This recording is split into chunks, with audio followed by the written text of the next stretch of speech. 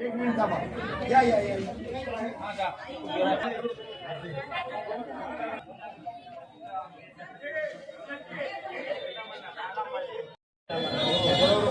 कोण राहिले अजून अजून कुणी गेला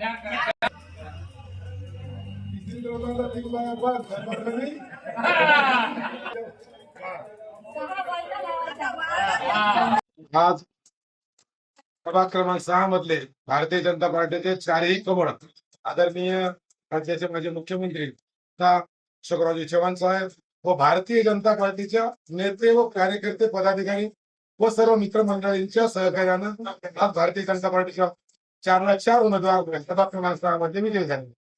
काय वाटतं? कामं केलेले आहेत पण कामं कधी संपत नसतात. कामं करत राहावं लागतं. जनतेचा पूर्ण वेळ सहवास ठेवावा लागतो. त्यांचा फोन रिसिव्ह करावा लागतो आणि वार्डातल्या लोकांशी कायमचा संपर्क ठेवावा लागतो. जो मी ठेवलाय त्याच्यात जास्तीत जास्त ठेवण्याचा प्रयत्न. विजयाचा श्रेय भारतीय जनता पार्टी.